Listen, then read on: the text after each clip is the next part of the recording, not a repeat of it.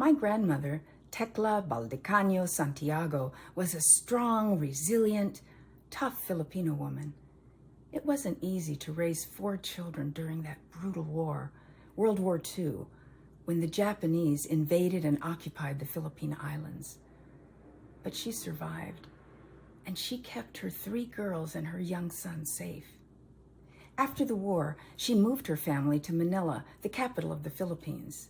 She was determined to rebuild their lives and keep them safe. In 1946, she walked her 16-year-old daughter, Gloria, to Clark Military Base for her first job, and she held her hand. Glory, Glory, sige na, hurry. You don't want to be late for the first day of your new job. Gloria's eyes shone bright with curiosity and excitement. Mama, look! She pointed to the big gray ship that was docked at the end of the pier. It dwarfed everything else. Mama, look! She pointed to the lines and lines of Negro soldiers in their camouflage and black boots marching along. In 1946, the U.S. Army was still segregated, with white and Negro or colored troops in separate units. When they got to Bungalow 18, Mrs. Santiago said, Glory, be good, work hard. I will come for you at the base entrance. Now, my father, at 23, had just completed his Army officer training in Philadelphia, Pennsylvania, and he came to the Philippines as a Negro officer, Second Lieutenant William Clement. My mother said, At first, the lieutenant was my mentor, and he told me to just call him Bill. Now, my mother, by her own admission, was the worst clerk typist ever. Her trash can overflowed with crumpled paper because she would snatch out paper and ball it up with every mistake she made on that black manual typewriter. But she had a sweet, friendly disposition and a delightful sense of humor that endeared her, along with her sweet spirit, to everyone in her office, including Second Lieutenant William Clement. One day, Second Lieutenant William Clement came in, and he saw that she was visibly upset. Glow, what's wrong? That was his nickname for her, Glow. I think I'm going to be fired today. The captain asked me to go to a movie yesterday. I did not know how to say no to the captain, so I said yes. And then I gave him my wrong address. Bill laughed. And that he became her protector too. He patiently taught her how to type and file papers. He taught her English, and he introduced her to her first American cheeseburger and chocolate milkshake. At her insistence, he even taught her how to drive an army jeep. Sometimes Gloria would tell her mother that she had to work on a Saturday, so they had a little bit more time. They loved to walk in the base cemetery, where there were lush tropical flowers and that smelled beautiful, and there were manicured green lawns, and they were less likely to run into colleagues. One day, Mrs. Santiago was playing mahjong with some of her friends, and she said, You know, my Glory is getting to be such a good worker. You know, she is ready early every time we have to walk to the base. And sometimes she even works extra on Saturdays. I am so proud of her work ethic. This job has been very good for her. Indeed, Bill and Glow had fallen in love. One day, they were walking along the beach, and Bill stopped, pulled out a little blue velvet box from his pocket surreptitiously. Glow, iniibig kita. Bill, I love you too. Your Tagalog is getting very good. You have been practicing. Glow, what are you doing? He knelt on the sand on one knee. Glow, you know I love you more than my own life. And soon I'm going to be getting orders to leave the Philippines. I want you to come with me as my wife. Will you marry me? Oh, Bill, you know I love you with all my heart, but I cannot marry you. He stood up. Why not? Because I have two elder sisters, Aning and Evs. Oh, my mother would be so uncomfortable if I was to marry before they do. Oh, I'm sure they would understand. Well, and you are not Catholic, and my family is very, very devout.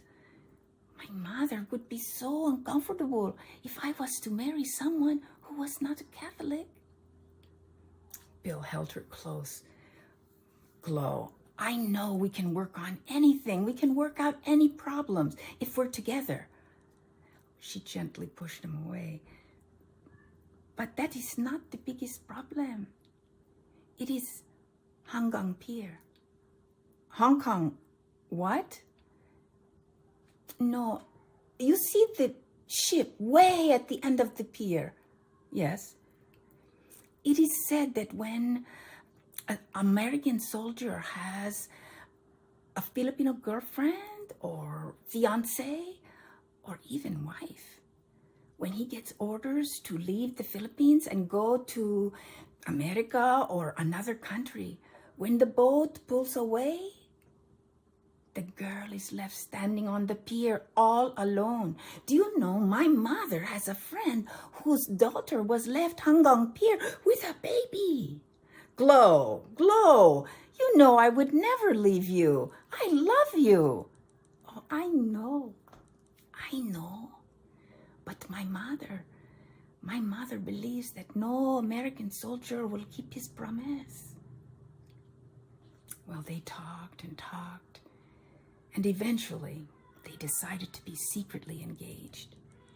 And she used a safety pin and safety pinned her little engagement ring to her bra to keep it safe, only taking it out at night to look at it and hold it to her heart. One day she was lying down after Mass on the little bed in the bedroom that she shared with her sister Evs. And she heard heavy footsteps outside. She knelt on the bed and looked under the curtain. Oh, it's Bill! What is he doing here? Jesus Maria Josep! She was calling on the big guns, Jesus, Mary, and Joseph, to help her. Jesus Maria Josep. Then she heard the door open, and her mother. Hello? May I help you? Mrs. Santiago, good afternoon. I am Second Lieutenant William Clement, but please call me Bill. Lieutenant, may I help you? Well, I was hoping I might come in and talk with you. Please, come and sit. She pointed to a rattan chair, and she took a seat at the rattan couch that was facing the chair. Glory, get some iced tea for our guest, and then come sit with me. Gloria brought the tea. Mrs. Santiago's back was erect, and her hands were laced in her lap. Now, Lieutenant. Oh, please, call me Bill. Lieutenant, is my Glory in any trouble? Oh, no, ma'am. I just wanted to come and meet you. I've heard so much about your family. My family? She looked at Gloria, who was not giving her a look back. Yes, I've heard so much about your family from Glow. Glow? Yes, and I wanted to tell you that I love her, and she loves me. She loves you. She loves you. Oh, I see. Yes, and Mrs. Santiago, I would like to ask for your daughter's hand in marriage. I would like to marry her. Oh, I see. Well, Lieutenant, that will not be possible. I'm so sorry. But thank you for coming. Mama, Mama, please, please talk to him. Mama, I love him. Bill stood up and he took his hat, and out of it he drew a blue airmail envelope and he passed it to Mrs. Santiago. And she took it. Lieutenant, I understand English, but I do not read it. Please read it to me. Oh, yes, of course. My dearest Mrs. Santiago, I am Edith Clement, Bill's mother. My husband, also named William, lives in our own modest home in Philadelphia, Pennsylvania. The letters we receive from our son each month are full of descriptions of your beautiful country and your beautiful daughter. They show us his deep love for her and his hopes for a future together. He told us he wants to ask your blessing to marry your youngest daughter, Gloria. I imagine you have many questions and concerns about such a marriage. I want you to know that my husband and I will love her like she is our own daughter. They will always have a home with us. We welcome her with open arms. My son is a very good and kind man. I know he will always honor his wife and provide and protect his children. He loves Gloria very much. I hope we will be able to meet her when they come to the United States. With all our love and with deep respect, Edith and Bill Clement. Without a word, Mrs. Santiago reached for the letter, and she went back to her bedroom and closed the door. Days passed. Weeks dragged on, not a word from Mrs. Santiago about Bill's marriage proposal. But eventually, she relented. But she insisted that they go to the 6-week training with her Catholic priest, and Bill had to sign a contract that he would raise any and all children in the Catholic Church. Well, finally, on April 29th, 1947, Bill and Glo were married, and Gloria became a war bride. Now, soon after that, Bill got orders to go to Japan. Can you imagine?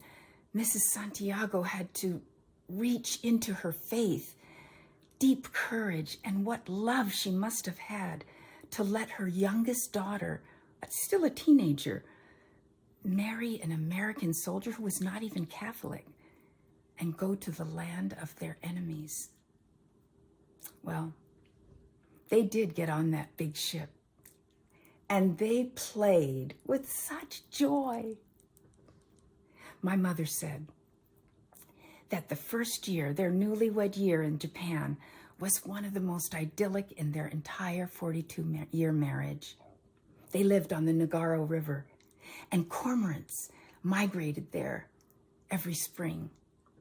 The Japanese neighbor women and the Negro officers' wives befriended Glo, and they taught her how to cook and to play bridge.